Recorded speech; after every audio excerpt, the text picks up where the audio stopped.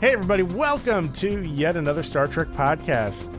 My name's Drew. I'll be your host for the evening, morning, evening, morning. Whatever time you're listening to this, I'm your host. And of course, as always, I am joined by my two cohorts in crime. We got Brad, we got Majeed. Brad? Good morning, sir. Majeed? Hello. I love it when you guys are like so coordinated with your greetings. This is great. You call it coordinated. I call it just Brad copying me. You went first. No. Yeah, I did technically. So therefore, you copied me? He's a time traveler? True. We have established this. You know, Majeed, right now I'm looking at your video and I'm just like waiting for the sun to blind you through those blinds that are going on your face, and it's like getting slowly down close to the eyes. It's like when you're driving a car and you're trying to look at the traffic light, but it's like just sun in your face. So you put down the visor, and it only like covers part of it, but the traffic light is blocked by the visor. So you're kind of like in and out between that little crack between the rear view mirror and the visor. Yeah. Mm-hmm. You're squinting a little bit. You're just like, is it green yet? Can I go? So I have a quick little blurb about that kind of same thing. Yesterday morning when I was heading to the gym, I take my truck in the morning because, it makes you feel powerful. I'm a man. Anyway, because I'm a man, right? So I'm turning onto a main road, and I turn into, where the sun's coming up. It's like 6 o'clock in the morning, and I wasn't hitting close to the sidewalk, but I was maybe 3 feet away from this little old lady who wasn't on the sidewalk. She was walking on the street. Oh my God, you murdered an old lady? Almost 3 feet away. And I didn't see it because of the glare. But I'm like, wait a minute, did I just almost murder someone with my vehicle? I was far enough away. I was going only 5 miles an hour, but she wasn't on the sidewalk. Is that victim blaming if I say she's not on a sidewalk? It's a pedestrian. A bit. Yeah. You would lose. Yeah. I would lose. All right. Well, whatever. Nothing happened. My wife has asked me about that a few times. She's like, what if they do something stupid? I was like, well, you still get in trouble. I mean, listen, your wife's driving is Demolition Derby, right? Well, thankfully she doesn't listen to the podcast, so therefore I can be very honest. It's bad. Yeah, before she got with child, she was a Demolition Derby champion. Yeah. That's a pretty close, accurate statement. I mean, she is pretty accomplished. She was able to hit a parked car. That is the same parked car. She left, went around the block, and came back, hit it again. Oh my goodness. So, real quick, guys, just something that I kind of want to take care of. A couple weeks ago, we covered an episode called The Serene Squall, and it was brought to our attention that one of our listeners sent us a message, and we appreciate this. It was brought to our attention that we referred to Dr. Aspen and the character Angel as well, using gender feminine terms. And we just wanted to take a moment to address it and apologize. That was certainly not our intention to do so. We did some research on the actress, Jesse James Keitel, who does use feminine terms. So we assumed incorrectly that the character did as well. And we were wrong. And we made a mistake. And we just wanted to apologize for that. If anybody was offended or anything of that nature, it certainly wasn't our intention. We just simply made a mistake, and we're really sorry about that. To be clear, they Captain Angel identifies as they them. Right. Correct. Yeah. Okay. And it wasn't anything intentional. We do apologize to listeners, and to, of course, the actor who plays the character. We do apologize sincerely for that mistake. It's definitely something that we need to do better with in the future. So just want to apologize, and and to the listener too who touched base with us. We thank you for letting your comments know. So you were heard, and we appreciate it, and we again apologize.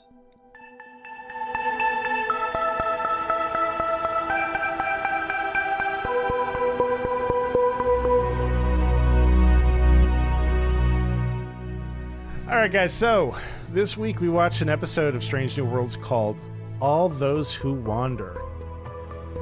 Or, as what's been better termed this week on Cooking with Pike. Get a lovely breakfast spread. Mouth-watering bacon, delicious omelets, waffles to die for. I know this is really appealing to Majeed in particular right now, who just hit a PR in the gym before jumping on this podcast. Congratulations, buddy. I'm really proud of you. I know you're so hungry right now and so tired. I am so hungry, and I expelled so much energy. I think we were talking about this before. It was so stupid. It was so dumb. Like, I woke up and chose violence, and now I'm regretting it. Well, you could have chose waffles. Additionally, we get introduced to two delightfully new characters, Cadet Chia and Ensign. Lieutenant Duke. I really do hope we get to learn so much more about these characters in future episodes. Anyway, Uhura and Chia have reached the end of their assignment on the Enterprise, and they will be heading back to Earth after one final mission. While at breakfast, Pike receives a Priority 1 mission from Starfleet advising another ship has transmitted a distress signal. Because they are already on a Priority 1 mission, this makes it Priority 2! Wait, that mission is Priority 2. This one's Priority 1? But they both go, and so therefore they're both Priority 1. Oh, no. Okay. So this is why they split up. Pike decides to take a couple shuttles with a bunch of crew members, go find out what happened to the missing ship, while the Enterprise zooms off to their other Priority 1 mission. I think we've talked about this. You don't split the party. But they did. But you shouldn't. Yes, but they did. And I think we'll see some results because of that. I don't know. Well, anyway, the crew lands the shuttles on a very bleak, cold, desolate ice planet, and the crash ship, which is also a Constitution class. Nice little geek moment there. Thank you, Drew, for pointing that out. You're welcome. I don't get it. It's the same class. It's the same class of ship as the Enterprise. Did you notice it looked like the Enterprise? Yes. No, I didn't. Okay. Well, you're kicked off the podcast. I'm kicked off. Wait. No, you can't. No, I just did. You can't do that. I just did it. You can't. All right. Well, you have a demerit. That's fair. I'll allow it. How does that feel, Majeed? How does it feel to receive demerits? Brad, listen. You're one to talk, buddy. You owe me so many. My God, words. You owe me so many demerits right now, Brad. Upon arrival, they quickly see blood from their fallen Starfleet comrades. Through the captain's logs, we learn that the ship had found 3 castaways on another M-class planet: a human girl, an alien of unknown species, and an Orion. The Orion was infected with Gorn eggs, and in an attempt to end his life, he damaged the ship, causing it to crash. Uhura is able to detect 2 life signs on board: the girl and an unknown species. I have a very strong alien vibe. Dude, I want to talk about that. I'm sorry, you have a strong alien vibe? I mean, no, you can't say that when it have you ever seen the movie Alien? Yes. Okay. So it's fine. True. I'll give Brad I feel like he hasn't seen. I feel like this is I know what the movie's like, but for the listeners, no, I get it. No, listen, because they turned Sam Kirk into Hicks. That's Aliens. What did I say? Well, we're talking Alien, the first one. Yeah. It's the same thing, isn't it? No, not even. No. All right. Well, so Franks is going to make fun of me. I never saw both of them. I just know the references. So you just know the memes. I know the memes, and I know the quotes. Game over, man. game over. And I mean, that's I appreciate the Hicks reference, though. I mean, like, I'll give you, Yeah. I'll take away a demerit for that. Oh, cool. So Brad's the only one of us with demerits. Brad Going doesn't have forward. demerits. No. Not this episode. No, overall, though, you are at a net negative. Yeah, you'll never dig yourself out of that one, buddy. No. It's to be expected. Your demerits are comparable to the national debt. So Pike, Singh, and Uhura are able to locate the two survivors, and they bring them back to sickbay to be treated. Eventually, the unknown alien starts to have health issues. Labored breathing, sweaty, rash. So me after I eat bacon. Bacon? Really? Yeah. All right. Anyway. My cholesterol is through the roof, man. Oh, geez. You better get that checked. Just travel to the future and get the cholesterol cure. Nurse Chapel and Cadet Chia attempt to identify what's happening to this unknown species. And while they're diagnosing him, a baby Gorn bursts out of the alien, killing Chia immediately. Chapel and the girl manage to evade the creatures, however. There's 4 Gorn that come out of this dude? Yeah. Those Gorn. Oh. Those Gorn all look like those little ugly baby aliens, baby Godzillas. The chest bursters. Well, no, baby Godzillas. You know what it kind of reminded me of? It reminded me of Spaceballs, where the alien bursts out and then it's like, "Hello, my honey. Hello, my baby. Hello, my sugar." Yeah. I was thinking the same thing, Brad. I love that movie so much. Majeed, have you seen Spaceballs? I saw Spaceballs, but I didn't love it. I think my favorite Mel Brooks movie overall is Robin Hood Men in Tights. That is a great movie. That's a good movie. I can't be mad at you for that either. No. But yeah, no, this is 100% like chest bursters, except coming out of the back. So they're back bursters. Very original. Yeah. Very original. Well, copyright. Meanwhile, on another part of the ship, Mbenga is helping Duke with an injury he sustained while making repairs. Without warning, the baby Gorn attacks Duke, dragging him off and killing him.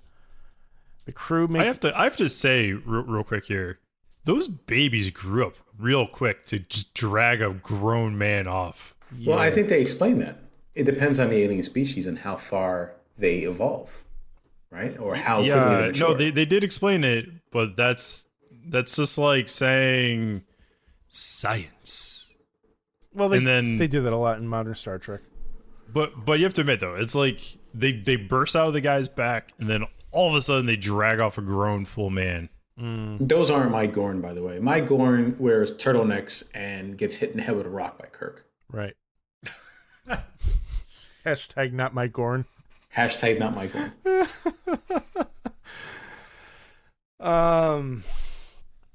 The crew make their way through the hellish ship, jumping at any noise. Singh identifies that there are only 3 Gorn hatchlings around. So did they kill one of them, or were there only 3 at the beginning? I thought there were 4. I think they killed one because there were initially 4. They killed one, and then another one died at some point. They stepped on one. 3. Oh yeah, maybe there were 3. I don't know. Oh. These are details that I don't have time for. Hemmer and Uhura, meanwhile, are well, they're details before like Memory Alpha's updated, so therefore I kind of have to like wing it. Yeah, he says these are details I don't have time for. Can we just take a second to appreciate that? I feel the same exact way. I'm tired. Oh my goodness. This is my bedtime. I know you guys just woke up. We're all making sacrifices to our schedule for the past few weeks, and I've been up since 5 a.m. I love you guys so much. I've been up since 4 p.m. Actually, no, I woke up at 3 p.m. I've been up since. Brad woke up at 6:30. 7:20. I got up at 6:30. Well, you're in a different time zone, right? No, Atlanta's not a different time zone. No. I'm the furthest west you can get in the same time zone. So you're 30 minutes behind. No. Drew, continue. I don't even know how. Hemmer and Uhura are working in engineering to help restore power when a much larger Gorn attacks. The creature spits some acidy spit venom and it hits Hemmer.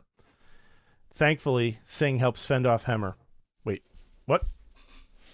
Singh Singh shoots the alien or something. Thankfully, Singh helps fend off the Gorn off of Hemmer. Oh, totally miswrote that. Yeah. Okay, yeah. that was totally me. Yep. Oh, don't you dare, Marcus. Shame. Don't you dare. Shame. The world needs to know. The world needs to know. For edit. Come on, man. Let's just do this. The world needs to know. Just give him the merit. Let's move on. Singh like shoots at Hemmer and tries to kill him. Yeah, Hemmer's like, no. With things seemingly hopeless, Sam Kirk starts losing his cool and realizes that he is, in fact, a red shirt despite wearing blue yet again.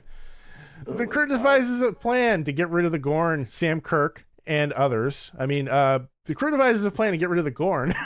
Using the Gorn to help eliminate themselves and direct their movement with the cold. So the gist of the plan is the Gorn are so vicious and they will attack each other if they believe that they will survive. There could be only one Gorn. Dominance. Yeah. To assert dominance. Exactly. They're all alphas, so there has to be one alpha left. Alpha Gorn. Just like Highlander, there can only be one. There can be only one. Alpha Gorn kind of sounds like a supplement that Majeed might use. Yeah, no, totally. It has like 50 grams of protein, iron, plant-based protein, and venom. And the Rock endorses it. The Rock endorses the venom. The Rock. Bane endorses it too. Stop bullying me, Brad. Spock rages out at a Gorn to help provoke it, tricking it into attacking and killing one of its own. And then Singh leads the last Gorn to engineering where they're able to freeze it to death. With all the Gorn dead, the crew breathe a sigh of relief. However, this is too soon. Hemmer has been infected with Gorn eggs from the acid he spit. Against the wishes of the away team, Hemmer leaps off the side of the ship, sacrificing his life for the others. Back aboard the Enterprise, the crew mourns the loss of their comrades. Spock embraces Chapel, and Uhura contemplates her future. To sum up this week's episode, panic mode Sam Kirk survives. Spock rage is a real thing. Wearing red shirts may actually save your life. And they just killed off the freaking engineer of the ship. What the hell is going on with that? It's not even the end of the first season. They're going to start writing in new engineers now? Hemmer was a great character. What the heck is going on here, guys? Don't you dare say anything, Brad. Let him go. Let him do this. I have only begun. Listen, dude, don't you dare gaslight him, bro. Don't you dare say that Hemmer needed to die, because Hemmer needed to die. Just let Drew go. I wasn't going to say that. I was going to agree with Drew. Your mouth says you agree. Your eyes say otherwise. I feel like you're gaslighting Drew now. He's gaslighting both of us. He's gaslighting you particularly. Listen, gaslit Drew is the best Drew. I love gaslit Drew. So do we want to start with the end of this episode first and talk our way backwards, or what? So can I just really quick off the bat? I did not like this episode.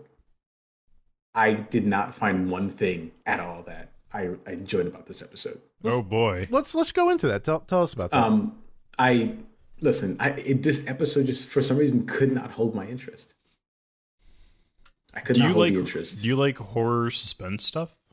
I like suspense movies. Like we've talked about this before. Like I like things where there's obviously a ticking clock and there's suspense. Is what's going to happen next. But I feel like those movies that you've described were more like action thrillers, starring The Rock. Yeah, pretty much. But name one suspense movie that you really enjoyed.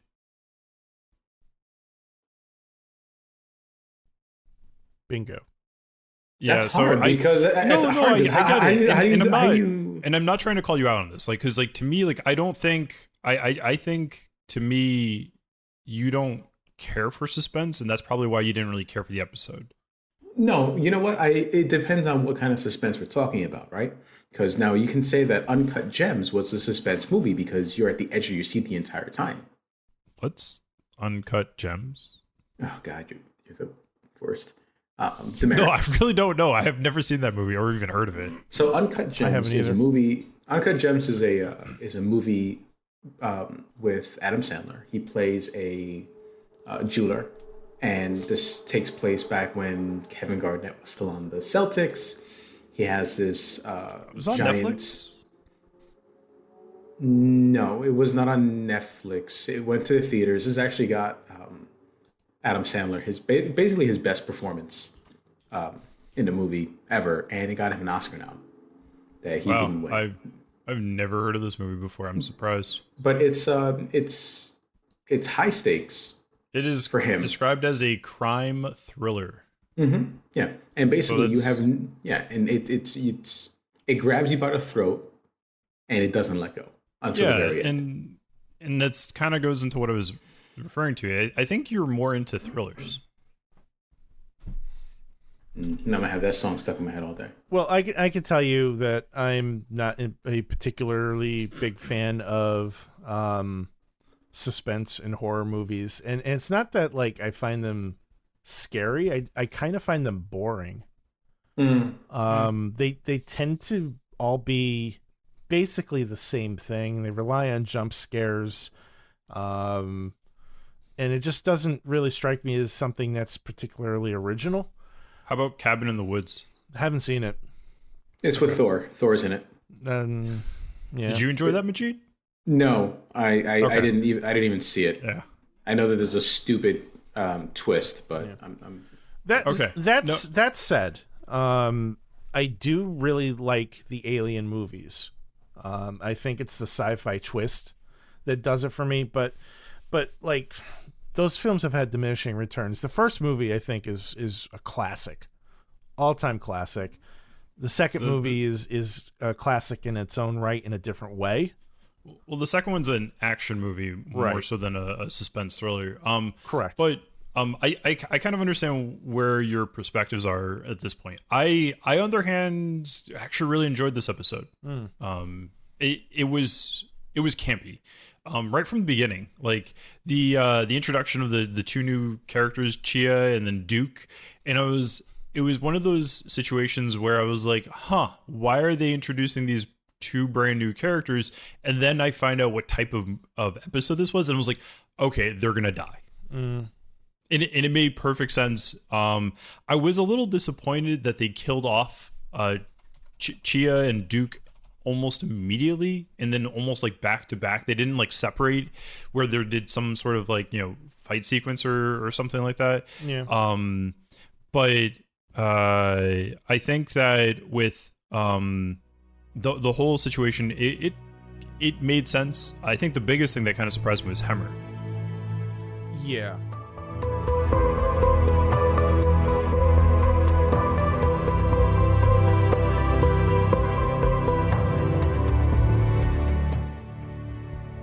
So Hemmer is dead. We don't know that. We haven't seen the body. I'm pretty sure he's dead. They wrote Hemmer's done. Hemmer's gone. Hemmer's gone. We don't know that. We didn't see a body. I could say the same thing about what's his face's daughter. Well, hold up. Okay, I'm not taking Majeed's side on this. However, what's his name from Discovery? Hugh Culber. He died, and they brought him back somehow. That was a mirror universe thing. He wasn't mirror though. That was the Culber that's in Discovery. Like, was he? Well, he was like trapped in the mycelial network. He was, because it was how he died. If I remember, his consciousness. Anyways, they brought him. They brought him back. I'm not taking Majeed's side, but it's technically they could bring him back. I don't think they will. You don't know what he landed on. You see, like, I think, man, I'm right there with you, Drew. I'm very frustrated they killed off Hemmer because they didn't even really give him his own little niche. Right. He showed up for a couple of episodes, reoccurring. It felt more of like a reoccurring character and then they just dropped him. He wasn't. He wasn't main the purpose cast. of Hammer. The purpose of Hammer was to inspire Uhura. It looks like. Yeah, and then once they did that, they're like, okay, we're done with you. Mm-hmm. And that's just ridiculous. Here's the problem that I have. Okay, they just killed off the chief engineer. Now they're just gonna. I guarantee you, we're gonna see Scotty show up now. And it's like you had a perfectly good engineer that you don't need Scotty. Did Scotty work under Pike? Not that I know of. No. But neither did Uhura until Strange New Worlds. Well, there's like rumors going around that this is going to turn into a reboot of the original series. That doesn't surprise I hope that. me. I haven't heard that, but that doesn't surprise me. And that infuriates me. And I really hope that they don't take that path. But I could unfortunately see it turning that way. I'm willing to give the show the benefit of the doubt because it has surpassed my expectations a great deal. But with Hemmer's death, though, like I feel it was very meaningless. It didn't contain some sort of great sacrifice. It was just, I'm infected. I can't risk causing more death. I'm ending my life. There were ways to save him. It was a step up from Tasha Yar. But no. Oh, God, yes. But, mm-hmm. Yeah. Who's that? Yeah. It's the Next Generation character that died. Also in season 1. Mm-hmm, mm-hmm, mm-hmm. Also an engineer? No. Mm-hmm, mm-hmm, mm-hmm, mm-hmm. Mm-hmm. She's a fan favorite. Just Did they see a body? What's that? Do we know she's dead? Yeah, there was a body. Okay. However, she did come back in season 3. Yeah. Well, there's a whole thing, but yeah, death is never permanent in comic books and Star Trek and Star Wars apparently. But with Hemmer, like I was hoping to have more of a story arc with him. The whole Gorn thing kind of bugs me a bit because it's becoming more of like a kind of like a parasitic type of alien that just kind of is hostile, extremely hostile, and then they feel very mindless, and I don't know, it doesn't feel. Was it #NotMyGorn? #NotMyGorn. Here's the thing that stood out to me with them, right? We had this awesome introduction to them earlier this season. We didn't get to see them. It was very much that submarine battle. We rated it really highly. We all loved it. It was a tremendous episode. And I think it would have been better for them to kind of make us wait. But this series just seems to be obsessed with this immediate gratification, and it's starting to bother me. Do you remember how long it was between the introduction of the Borg and our the next time we saw them in Next Generation, Brad? Yeah, but I think the difference though was the Borg were not meant to be the main villain in the series, and I remember reading that the Ferengi were. They were. And that kind of just backfired, and they're just like, oh, they're very comical villains, and so they had to rework it. And I think that's kind of why it took so long for us to see the Borg. But I kind of understand where you're coming from, and I'm trying to give the show the benefit of the doubt, and I feel like the introduction that we saw today of the Gorn is more of that understanding what the Gorn are, because those are not sentient adult Gorn. Hey, right. Can I offer a theory why I think you guys are really upset about Hemmer? Sure. Go for it. At the risk of gaslighting both of you. I think you expected something, and the show subverted your expectations. What did we expect? You expected more from Hemmer. You expected everyone to get their arc. because you liked the character. They subverted your expectations. I think like his arc happened over multiple episodes rather than one like, you know, featured episode. Like I'm kind of over the idea of everybody getting like their own episode at this point. Yeah, because they haven't really been really consistent with that. What I see is the writing on the wall with a character who's been written off the show so that he could be replaced by a legacy character. I really hope they don't do that, though. I hope not either, but I don't see them writing in another engineer unless they plan to kill that one off too.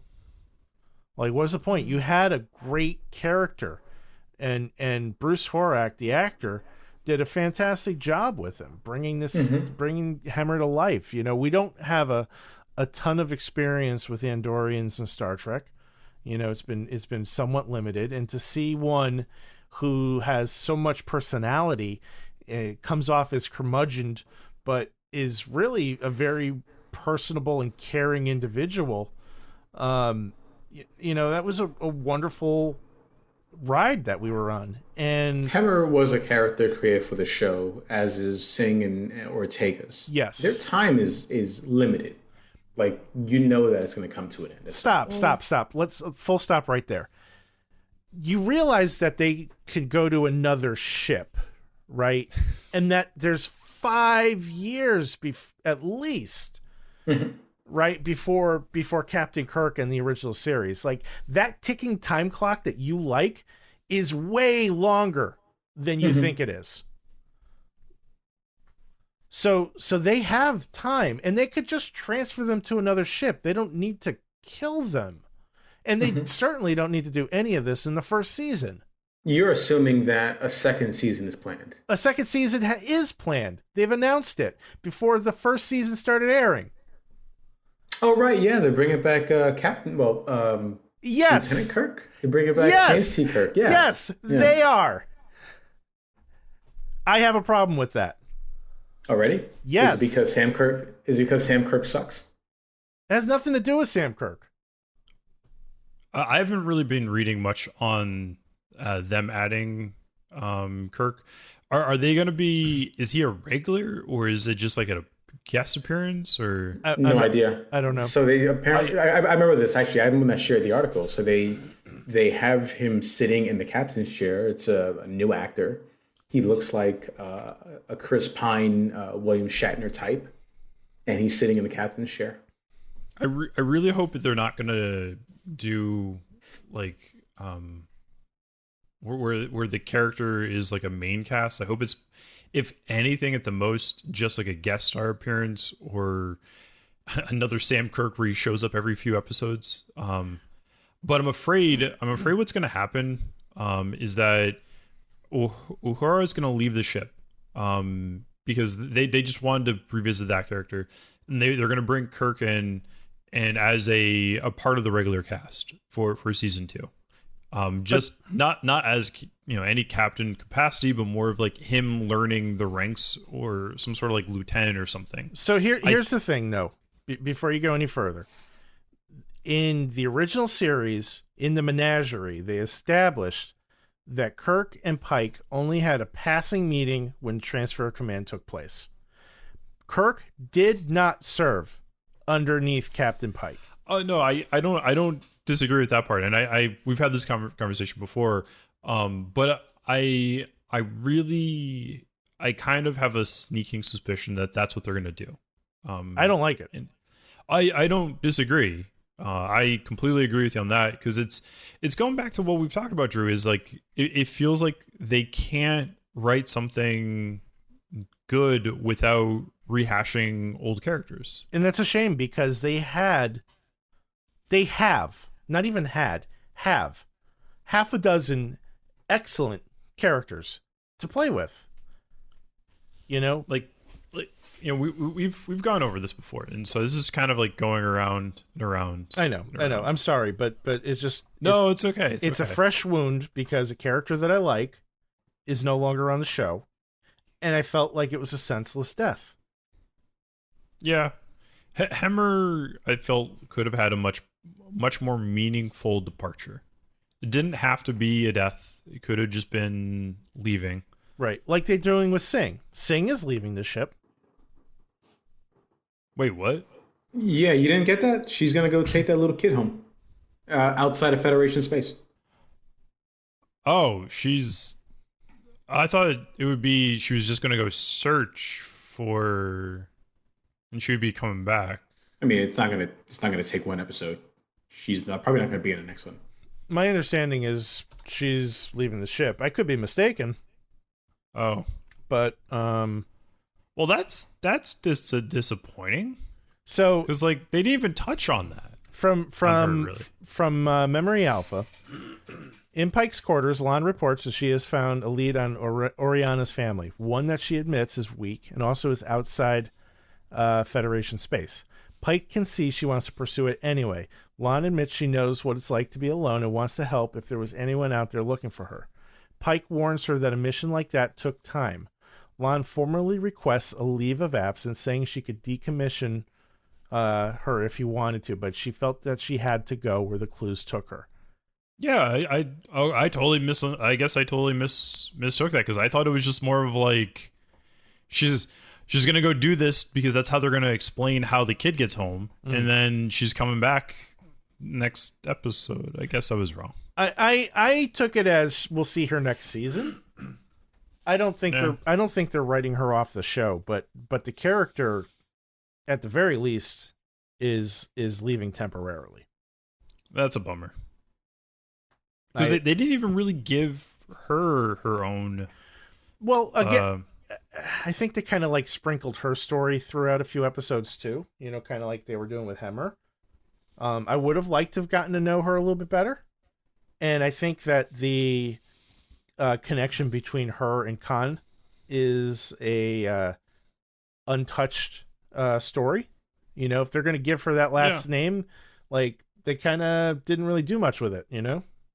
No, they did to me, like they could have just given her a different last name and still done everything what they've done. It would still be very meaningful. Right. To leave that open in the air like that, I really hope they revisit it at some point. All right, well then there you go. Jade, how do you feel about her leaving? I expected more. I mean, you know, it's not expected for her leaving. They're going to bring her back eventually. She's probably going to come back with some new story threads to carry on through maybe next season, the third season. But I mean, again, you know, I'm coming this as a newcomer. I don't have the same emotional ties to these characters as you guys do, right? So, I mean, obviously, with you know Sam Kirk being, you know, a douche bagel. And then bringing in James T next season. You know, I'm just looking up on Memory Alpha. You're right. They only had a passing glance. James T Kirk apparently just quickly rose through the ranks and then assumed command of the Enterprise. And then he also inherited his chief science officer and also got Uhura. That's at least what Memory Alpha says. So you know, there's so many loose threads that I really hope that they're not those threads that they're just gonna leave hanging, because we got Cybok a few episodes ago and a few other things that like I feel like they could just leave them hanging and they're just like, hey, these are nods to things that are in other series and that's what they're gonna this is what it's going to be. There's no closure. And then that's going to probably just frustrate me even more. I think what I have kind of come into this expecting is that because it's such a short season, they would be dropping nods like Cybok, the Gorn, throughout the season. But they wouldn't be resolving any of them until the following season or even season 3, right? Because this is going to get a season 3 if it hasn't already. We know it. It's a huge critical success, and it is a great show. I hope it really does continue. Yeah. I don't think this is a short season, though. I think this is a perfect length. Well, I would have liked to have seen at least closer to 15, Discovery's been getting like 13 to 15 episodes a season. So 10 episodes is a little light even for new Star Trek. 10 episodes is for any show, in my opinion. It's you always want more, but it's tight storytelling. Umbrella Academy is 10 episodes. You have to remember, like, what Drew and I are used to is like 26 episodes. That's a strain. That's a lot. I agree, and that's like that's a lot because like there were a lot of duds in those 26 episode seasons, and frankly that's got to be hell on the actors. So like the working conditions I have to imagine are 10 times better, right? Yeah, I'm fine with the shorter seasons. The I think what I'm trying to get at is you only have so many episodes to tell these stories in, and you know you're going to have more time because you're getting a season 2 and a season 3, like they're trying to cram in too much stuff and wrap it up all in one season when you and if it's not a serialized show, like why would you do that? Spread those breadcrumbs around a little bit, you know. Let them linger. Imagine the budget of a 26 episode season of Discovery. The hair and makeup alone for Pike's hair is going to be astronomical. I know, right?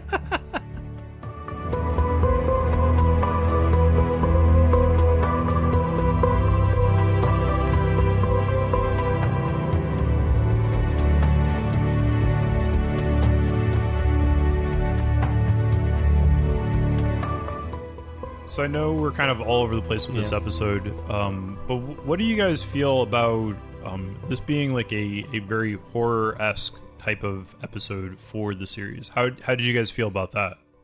Misstep. Man, it was, I don't know. You know, they took risks, right? So we've gotten fantasy. What other genres did we get this season? We got full-on action. We got war games. It's been very diverse season.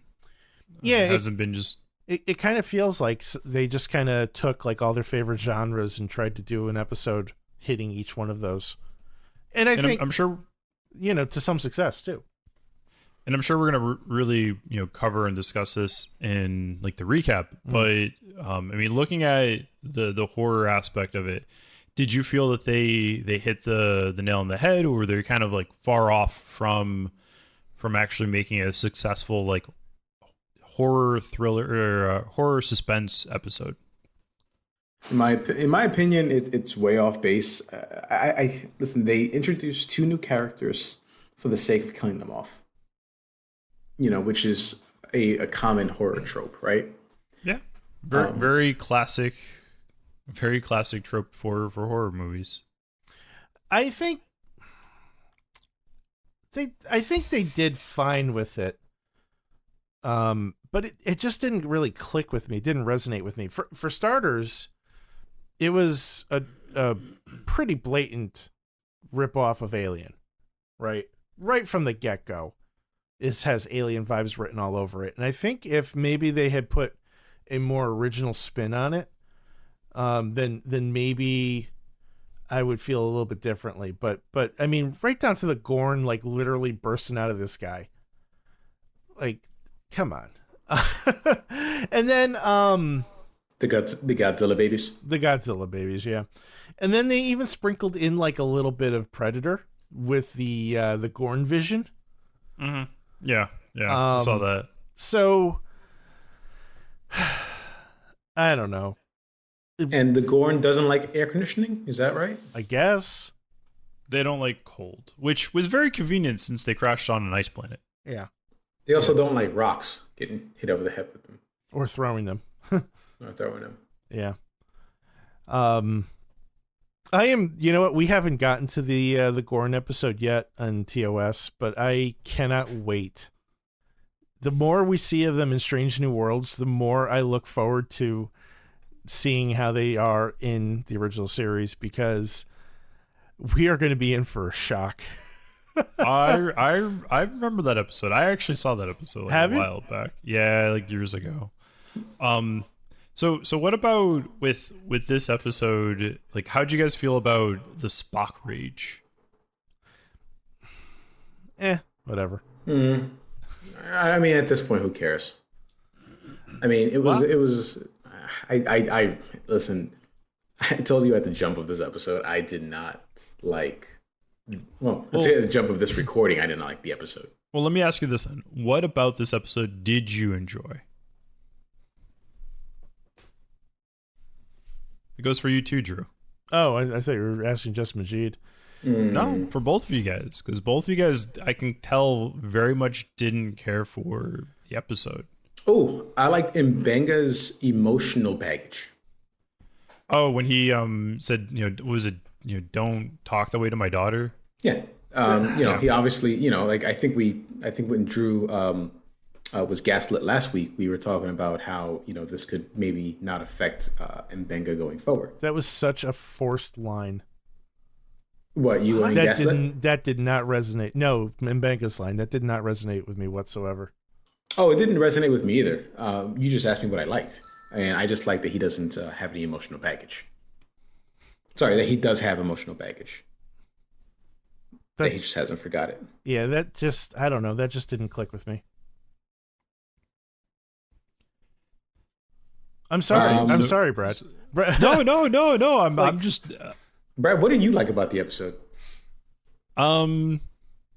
Everything about it, honestly. The campiness. Yeah. I'm a huge horror fan. Like, I love like that type of genre, and it's always resonated with me. It is, yes, super cheesy.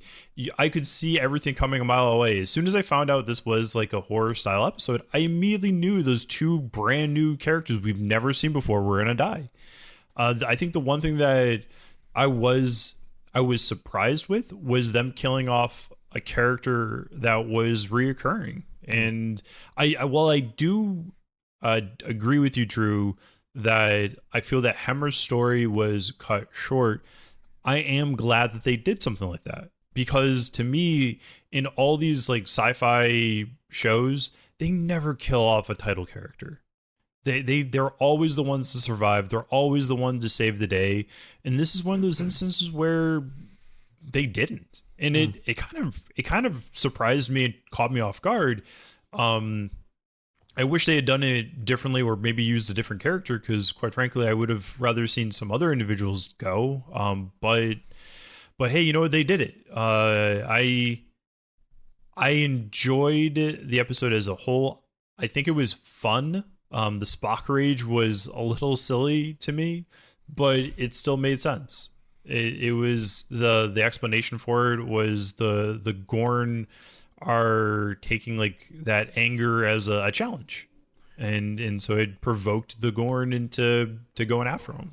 I get that, because I feel that way in the gym. Yeah. Do you like, having been the only one that's seen the original episode with the Gorn, do you like this take on them?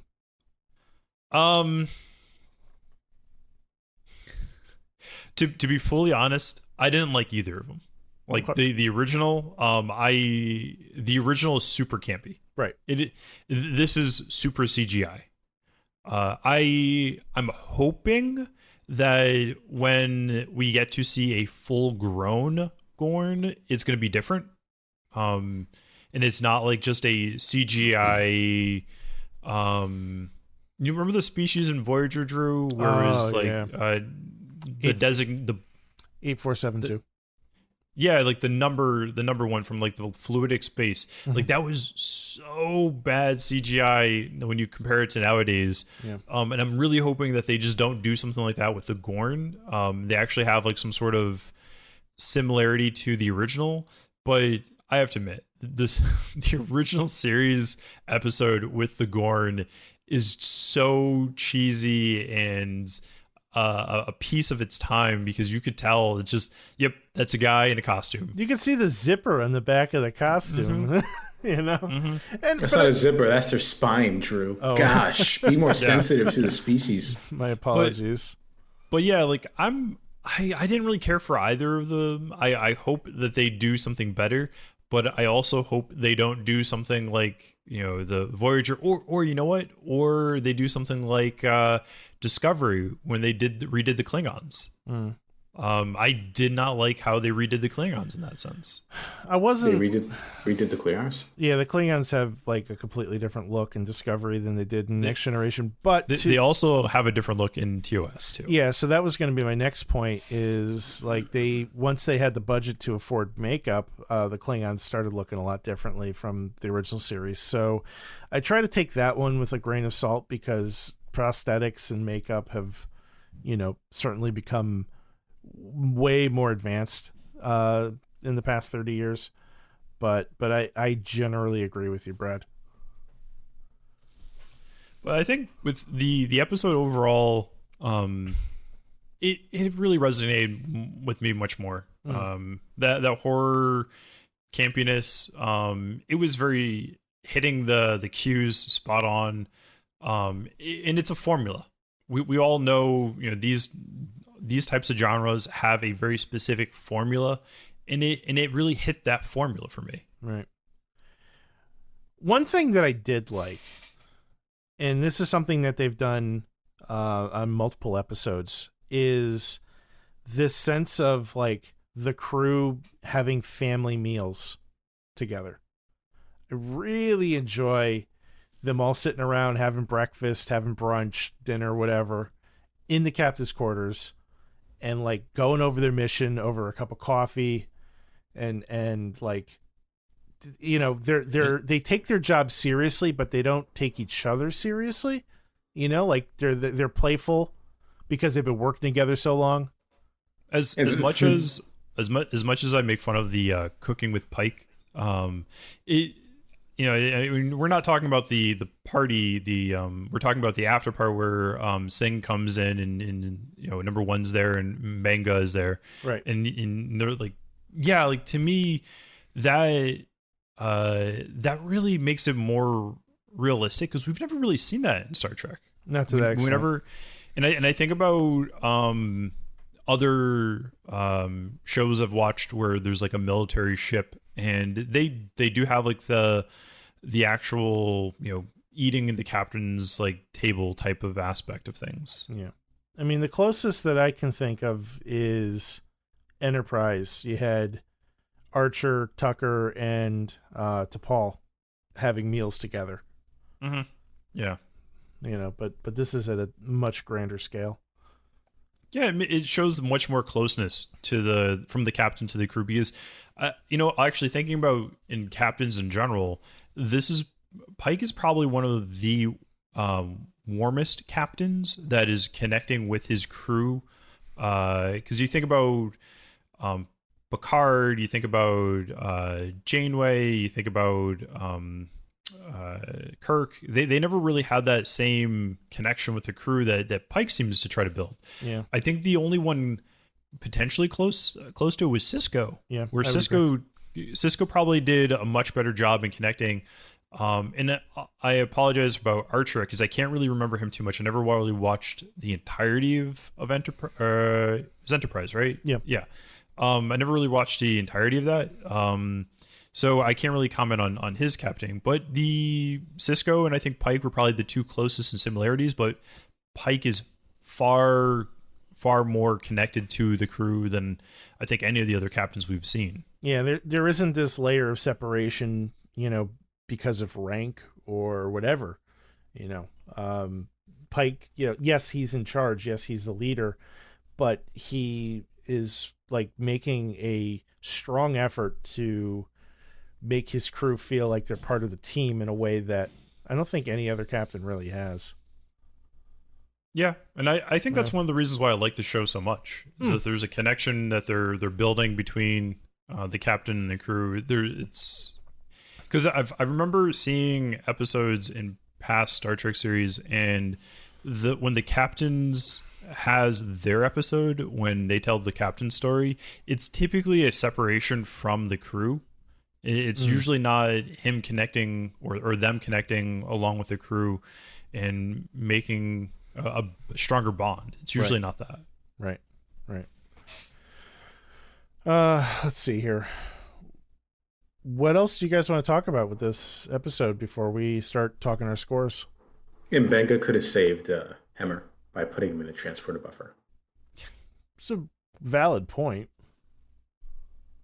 Yeah, I don't think I disagree with you on that.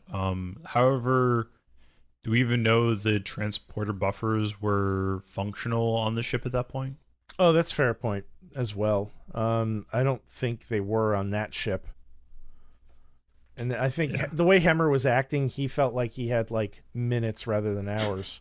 Hemmer wanted to die. Well, because it was acting very similar to that other alien that had the thing burst out of him. Right.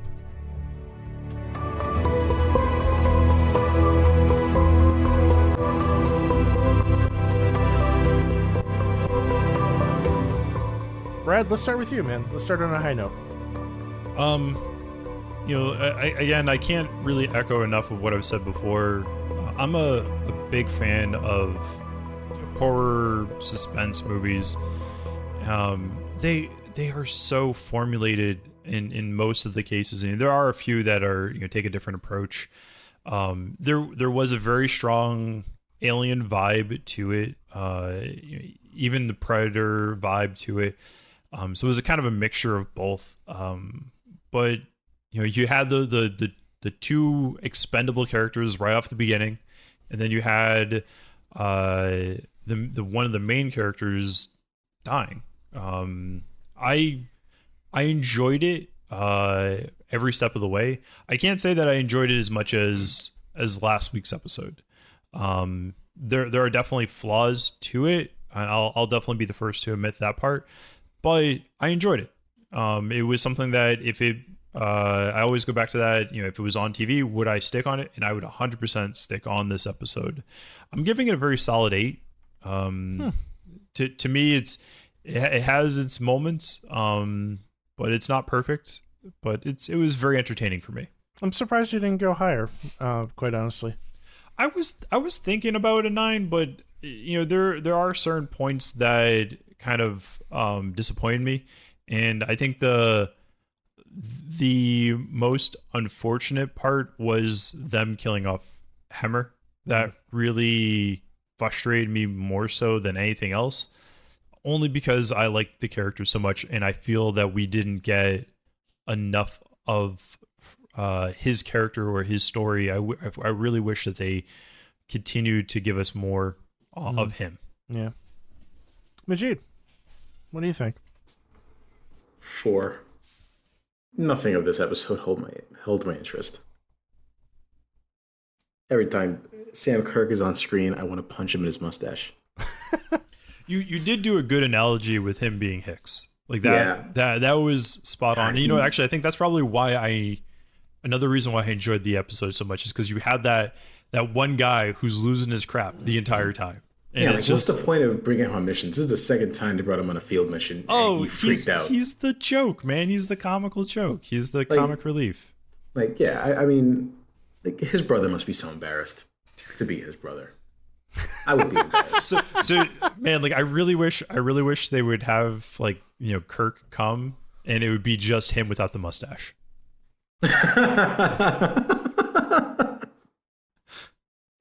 That's what they did in the original, right? Yeah.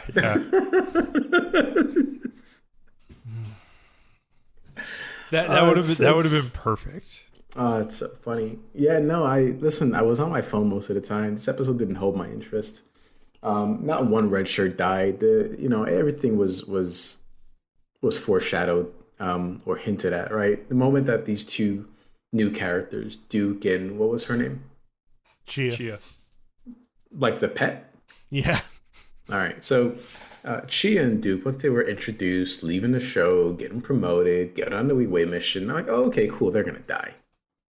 There was nothing about this episode. Again, the chase sequence with these Velocigorn was done better in the Godzilla 1998 movie.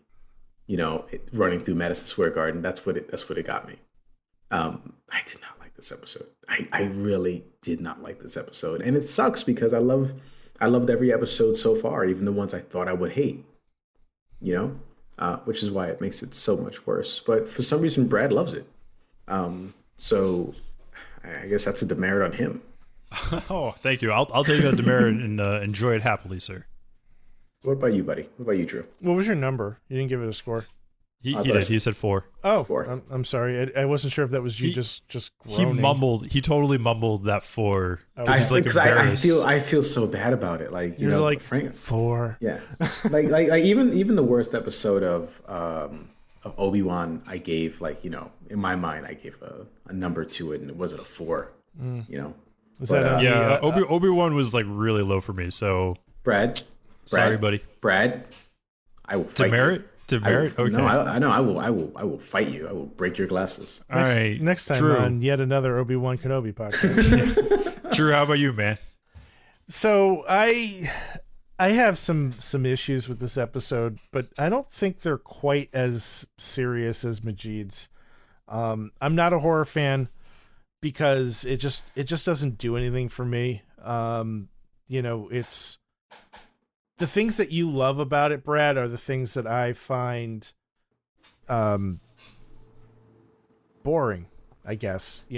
Knowing which characters are going to die, knowing that the scary jumps are coming from around the corner, things like that. And it just, when I'm watching a film like this, it has to be exceptionally good to hold my attention.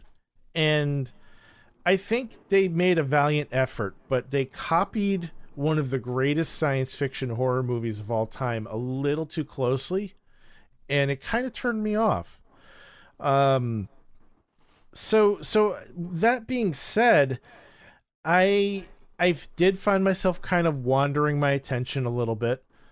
I think the special effects, the visuals, the sound design, everything in it was well done. I think they did a good job of telling a TV horror episode of Star Trek, but it just isn't for me.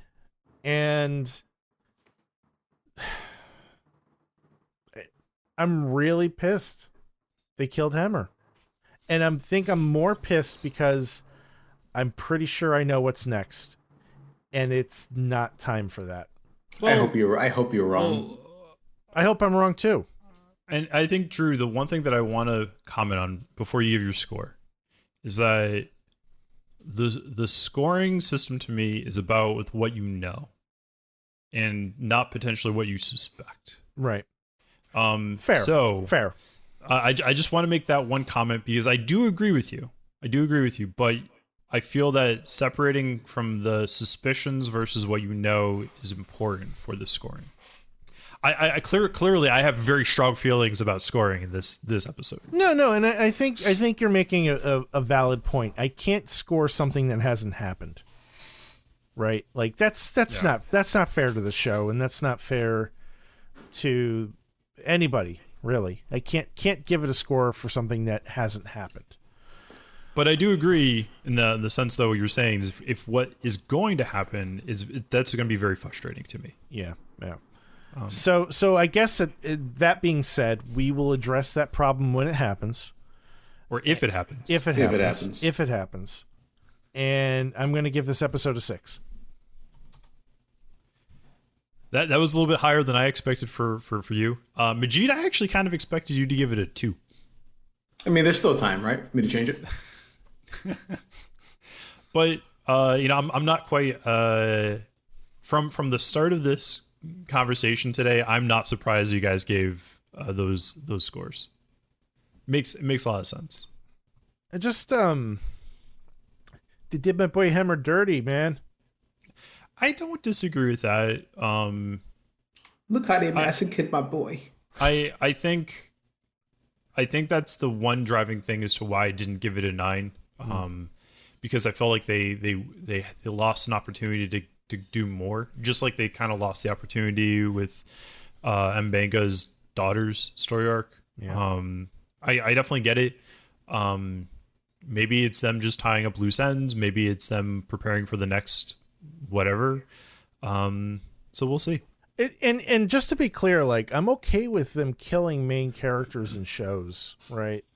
When it makes sense and when it serves a purpose. And I'm just afraid that, like, first of all, like, we didn't have an opportunity to get enough attached to him to make it have that impact. Like, we were just starting to get attached to him, and now he's gone.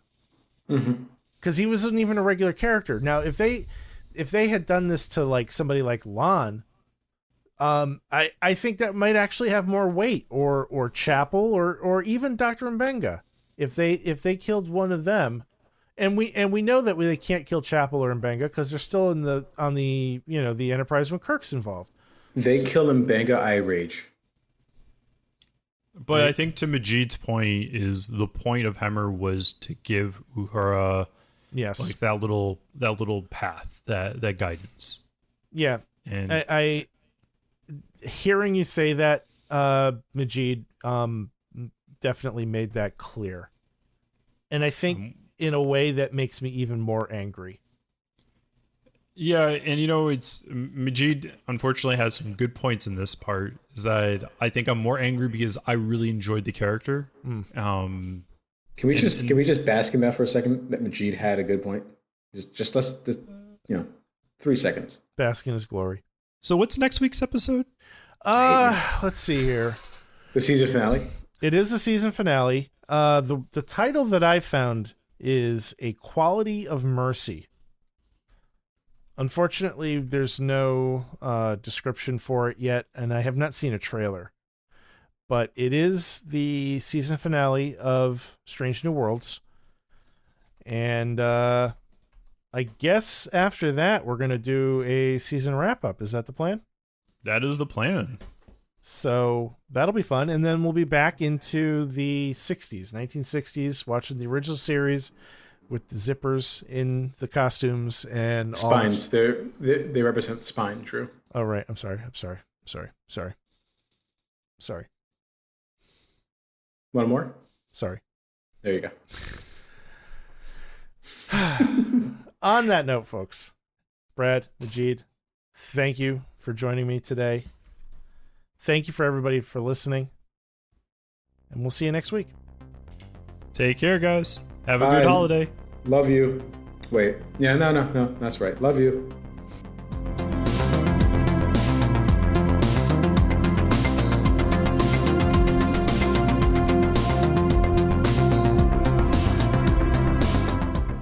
Hey, folks, just want to thank you for listening to yet another Star Trek podcast. We're a part of the Retro Sessions Network. This episode was recorded on July 1st, 2022, and hosted by Brad, Drew, and Majeed. I, Drew, am the editor for this episode. Thanks to Brad for writing the lovely synopsis, and Majeed for taking care of all of our artwork. We've also got somebody else that does a little bit of additional artwork for us, George Ratau. He took the time to make us look like Lower Decks characters. Really appreciate that. If you'd like to hire him, you can head on over to his Fiverr page. There's a link for that in the show notes. And thanks to William Grobelar Music for writing our theme songs, Warp Speed and To the Stars. Check his stuff out on SoundCloud. There's a link for that in the show notes as well. We'd really love to hear from you, so hit us up on our social media, TikTok, Instagram, Facebook, Twitter, at YetAnotherSTPod. Or you can drop us an email, YetAnotherSTPod@gmail.com. We've also got a Discord room that you can come by and hang out and chat with us. There's a link for that in the show notes as well. Next week, we will be watching the season finale of Strange New Worlds.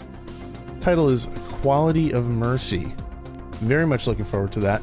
We hope you'll join us next week for that. Are you enjoying the show?